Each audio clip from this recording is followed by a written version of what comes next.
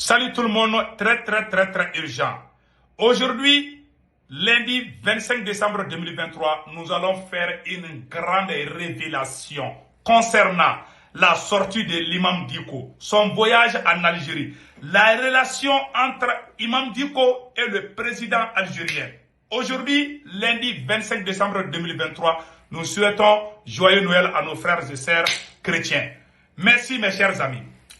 Et après quelques analyses, voilà ce que Imam Dicko a dit. Imam Dicko dit qu'il n'est pas contre le Mali. Écoutons ça très bien. Il dit qu'il est malade, qu'il est allé se soigner. On l'a vu avec le président algérien au même moment où les groupes terroristes étaient en Algérie. Au même moment, Imam Dicko était là-bas. On a même vu les photos de Imam Dicko et les journalistes Wassim Nasser de France 24 qui est farouchement contre le Mali. Donc, au même moment, Imam dit que lui, il est malade, qu'il est en train de se soigner, qu'il est même dans un hôpital, il a fait une sortie.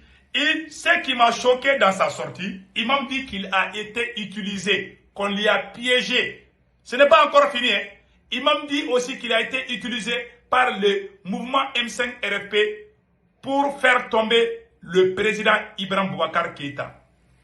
Il dit aujourd'hui que ses anciens compagnons ont créé la mésentente entre lui, imam, et les nouvelles autorités, entre lui, imam, et le shérif de Nioro, shérif Bouya Aïdra de Nioro. Mes chers amis, on va vous montrer ce que l'imam a dit, et après on va décortiquer. Pour ceux qui ne comprennent pas Bambara, je vais traduire tout de suite ce que l'imam vient de dire. Et quelle est la relation entre Imam Dicko et le président algérien? Tout le monde sait que Yad Agali est logé en Algérie. Tout le monde est au courant de cela. Et les groupes terroristes de la SEMA, avec Amadou Koufa, ce sont eux qui sont à la base de la déstabilisation du Mali, de la déstabilisation du Burkina Faso, de la déstabilisation du Niger. Donc, ces mêmes ennemis du Mali, du Burkina Faso et du Niger sont tous en Algérie. Au même moment, Imam Dicko aussi est parti. Écoutons ce que Imam a dit, après on va décortiquer. Memba don mawbe alhamdulillah ne mo don bi ko te ko alhamdulillah fanga o fanga na no ya don kuma kam bene no che alhamdulillah be fere bele jeli ke ka che alhamdulillah kana no plan wa ma sha Allah tabarakallah afara ma baruka alhamdulillah mun ne politique mo go wi ma sha Allah ndata ma chala ma sha Allah mam yenne utiliser pour que ka fanga bi ma sha Allah mun na ko be utiliser ka fanga so de ma so Allah akbar alhamdulillah bi ya ne no che ma sha Allah wi fere bele jeli ke ma sha Allah ne dem zulu mun che na wa ma sha Allah wi fere ke ni bouye bi se Donc mes chers amis, Imam Dicko vient de dire qu'il a été utilisé pour faire tomber le régime d'Ibrahim Boubacar Keïta et que ces mêmes personnes voulaient être au pouvoir que lui il a refusé. C'est-à-dire, Imam veut montrer que c'est grâce à lui que Assimi est président aujourd'hui, que les autres ne sont autres que nous qui avons fait le combat M5, le prémisse actuel. C'est-à-dire, en grosso modo, selon mes analyses, peut-être je peux me tromper, Imam Dicko est en train de dire que les gens du M5 voulaient être président de la République du Mali.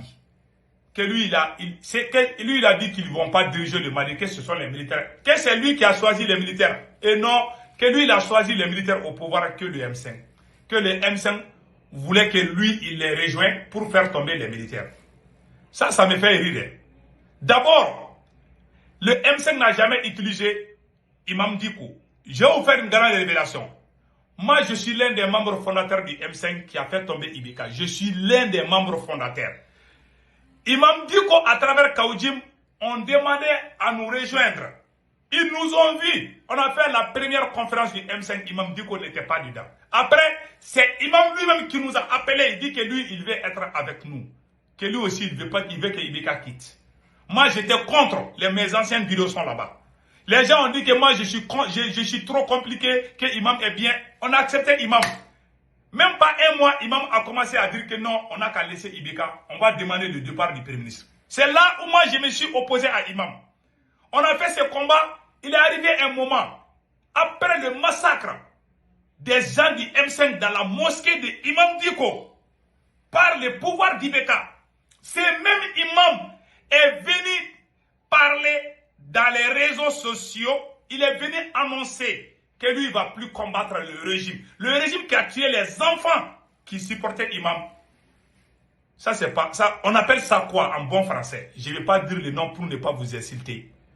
Les gens ont été massacrés dans ta mosquée à cause d'un régime. Pendant que tu as fait sortir les enfants d'autrui pour combattre un régime. Même pas 2 jours, imam est venu dire que lui, il ne va plus combattre Ibeka. Qu'il ne veut plus que les gens du M5 viennent dans sa cour. 2 jours après, il y a un message du président Ibeka qui a fuité. Où Ibeka traite imam de terroriste. Le président Ibeka, que imam a décidé de ne plus combattre, tu sais, c'est Dieu qui a fait notre palabre. Au moment où imam nous a laissé en plein vol, c'est au même moment que le régime a commencé à dire aux autorités, aux opinions internationales, à la communauté internationale. Ibeka, lors d'une conférence avec les présidents de la CEDEAO, Ibeka a dit de faire attention que l'imam est un terroriste. C'est pas moi qui le dis, c'est Ibrahim Boubacar Keïta qui a dit que l'imam est terroriste. Quand France 24 est sorti jouer et montrer que Ibeka a traité l'imam de terroriste, l'imam a changé de veste encore, l'imam a appelé le M5, que cette fois-ci, il faut que Ibeka tombe.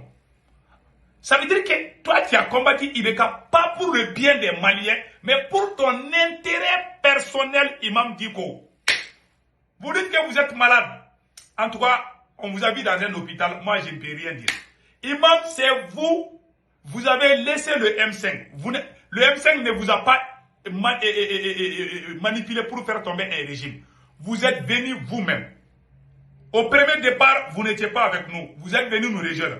Après, vous avez tourné comme un ventilateur. Après, Imam nous a appelé, dit qu'il ne veut plus nous voir chez lui. Imam nous a interdit d'aller chez lui. Après, quand le message d'Ibeka a fuité que Imam est un terroriste, Imam est venu nous rejoindre encore. Ah non, on va travailler ensemble. 24 heures, Imam a changé de discours. 24 heures ou 48 heures comme ça, Imam a changé de discours. C'est en ce moment que les militaires ont fait des coups. Quand les militaires ont fait les coups, ces militaires ont appelé Imam parce qu'il était considéré comme notre leader. Imam, si vous êtes connu aujourd'hui, c'est grâce au M5. Si vous êtes respecté partout dans le monde entier aujourd'hui, c'est grâce au M5. C'est le M5 qui a fait de vous le roi des rois. Dieu vous a tout donné, mais c'est votre comportement qui vous a mis au pétrin aujourd'hui. Vous êtes détesté tellement aujourd'hui. Vous êtes vous êtes les religieux le plus détestés. Même Cholabaya est plus aimé que vous aujourd'hui. Cholabaya qui est en prison là, je vous jure, il est plus aimé que vous, imam. Vous sortez, vous dites que vous avez été utilisé. Qui peut t'utiliser? Toi, tu es plus intelligent que tous les Maliens. Qui peut utiliser imam? Pour faire quoi? Pour avoir quoi?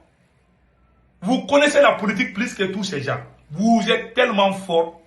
Ouais, maintenant vous sortez pour dire, ah, vous portez comme... Ouais, parce que les Maliens ont pitié. Ils vont dire, ah, vraiment, imam, on a pitié, imam. Après, imam, ça ne va pas marcher cette fois-ci.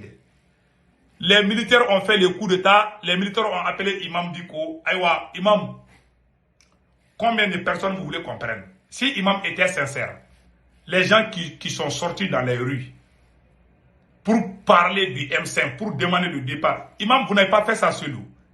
Non. Vous êtes venus nous rejoindre. Les militaires vous ont respecté, ils vous ont appelé, vous avez choisi tout sauf les gens du M5.